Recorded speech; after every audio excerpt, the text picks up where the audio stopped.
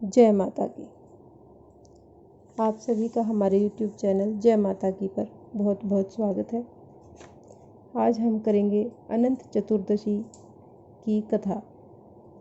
उससे पहले यदि आप हमारे चैनल पर अभी नए जुड़े हैं तो कृपा करके चैनल को सब्सक्राइब कर लीजिए और घंटी जैसे दिखने वाले बटन को भी दबा लीजिए ताकि आने वाली नई वीडियो की नोटिफिकेशन आपको मिल सके। तो शुरू करते हैं आज की कथा। अनंत चतुर्दशी।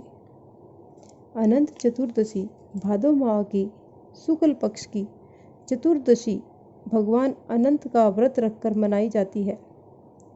इस व्रत के नाम से लक्षित होता है कि यह दिन उस अंत न होने वाले सृष्टि के कर्ता विष्णु की भक्ति का दिन है। अनंत सर्व नागाम धीप सर्व कामदय सदा भूयात प्रसन्नों में यक्ता नाम भयंकर। ऊपर दिए गए मंत्र से पूजा करनी चाहिए।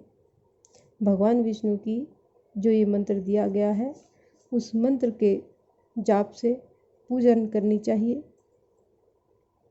यह विष्णु कृष्ण रूप है और शेषनाग काल में रूप में विद्यमान है, अतः दोनों की सम्मिलित पूजा की जाती है। यानी विष्णु रूप और कृष्ण रूप दोनों ही रूपों की पूजा इसमें हो जाती है। इस प्रकार व्रत को करने का विधि विधान किस प्रकार है ये हम यहाँ पर बताएंगे। अब इस व्रत को करने का विधान: स्नान करके कलश की स्थापना की जाती है। कलश पर अष्टदल कमल के समान बने बर्तन में कुशा से निर्मित अनंत भगवान की स्थापना की जाती है, यानी भगवान विष्णु की प्रार्थना की जाती है। उसके समीप 14 गांठ लगाकर हल्दी के रंगे कच्चे डोरे को रखें और गंध, अक्षत, पुष्प, धूप, दीप, नैवेद्य से पूजन करें। तत्पश्चात अनंत भगवान का ध्यान कर शुद्ध अनंत को अपनी दाईं भुजा में बांधना चाहिए। यह धागा अनंत फल देने वाला होता है। अनंत की 14 गांठें 14 लोकों की प्रतीक है। उनमें अनंत भगवान जी विद्यमान है। तो ये था पूजा और व्रत करने का विधान। अब हम करेंगे अनंत चतुर्दशी व्रत की कथा। एक बार महाराज युधिष्ठिर ने राजस्व यज्ञ किया। यज्ञ मंडप का निर्माण सुंदर तो था ही, अद्भुत भी था। उसमें स्थल में जल और जल में स्थल की भांति प्रतीत होती थी। यानी जो जल का स्थान था उसमें स्थल दिखाई देता था और जो स्थल का स्थान था उसमें जल ही दिखाई दे रहा था। यह यज्ञ मंडप की शोभा निहारते निहारते दुर्योधन एक जगह को स्थल समझकर कुंड में जा गिरा। यानी दुर्योधन मंडप को चारों तरफ से घूम घूम के देख रहा था और एक जगह जाते हुए उसने जो जगह जल था और वो उसे स्थल की तरह दिखाई दे रहा था और उसको स्थल समझ करके वो उस पानी के कुंड में जा गिरा। द्रौपदी ने उसका उपहास उड़ाते हुए कहा, अंधे की संतान भी अंधी ही है। यह बात उसके हृदय में बाण की तरह चुभ गई। उसने कुछ दिनों बाद इसका बदला लेने के लिए पांडवों को हस्तिनापुर बुलाकर धूत क्रिया में छल से परास्त किया, यानी हरा दिया उनको। परास्त होकर पांडवों को 12 वर्ष का वनवास भोगना पड़ा। वन में रहते हुए पांडवों को अनेक कष्टों को सहन करना पड़ा। एक दिन वन में युधिष्ठिर से मिलने भगवान श्री कृष्ण आए। युधिष्ठिर ने उनसे सब वृतांत कह सुनाया और उसे दूर करने का उपाय पूछा। तब भगवान श्री कृष्ण ने उन्हें भगवान अनंत का व्रत करने की सलाह देकर कहा, इससे तुम्हारा खोया हुआ राज्य फिर से प्राप्त हो जाएगा।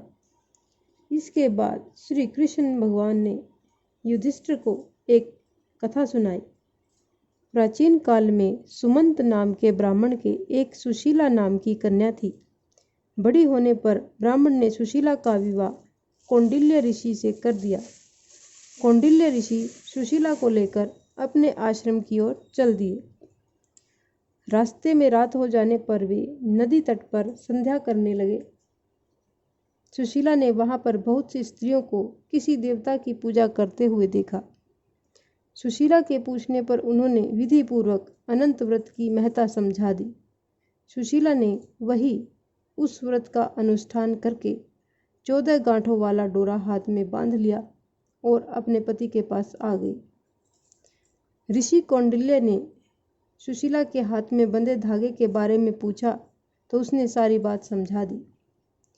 ऋषि कौंडिल्य सुशीला की बातों से अप्रसन्न हो गए, यानी उससे रुष्ट हो गए तथा उसके हाथ से बंधे डोरे को अग्नि में डाल दिया। यानी बेटी के हाथ से वो डोरा खोल के उन्होंने अग्निकुंड में डाल दिया। यह अनंत भगवान का अपमान था। कौंडिल्य ऋषि की सुख संपत्ति नष्ट हो गई। सुशीला ने इसका कारण डोरे के जलने की बात दोहराई। पश्चाताप करते हुए ऋषि भगवान अनंत की खोज में वन में चले गए।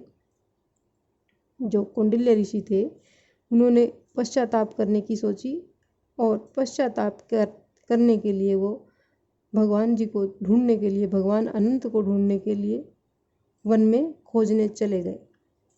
जब वे भटकते भटकते निराश होकर गिर पड़े और बेहोश हो गए तो श्री भगवान अनंत जी ने दर्शन देकर कहा, हे कौंडिल्य, मेरे अपमान के कारण ही तुम्हारे ऊपर यह मुसीबतों का पहाड़ टूटा है। तुम्हारे पश्चाताप के कारण मैं प्रसन्न हूँ। आश्रम जाकर 14 वर्ष तक विधि विधान पूर्वक अनंत व्रत करो, तुम्हारे सारे कष्ट दूर हो जाएंगे। ऋषि कौंडिल्य ने वैसा ही किया और उन्हें सारे कष्टों से मुक्ति मिल गई। इस प्रकार श्री कृष्ण जी की आज्ञा मानकर युधिष्ठिर ने अनंत भगवान का व्रत किया, जिसके प्रभाव से पांडवों को महाभारत में युद्ध में विजय प्राप्त हुई। इस प्रकार ये हमारी अनंत चतुर्दशी व्रत की कथा यहाँ पर संपन्न होती है। यदि आपको हमारी ये कथा पसंद आती है तो कृपा करके हमारे चैनल को लाइक करें और सब्सक्राइब करें। धन्यवाद।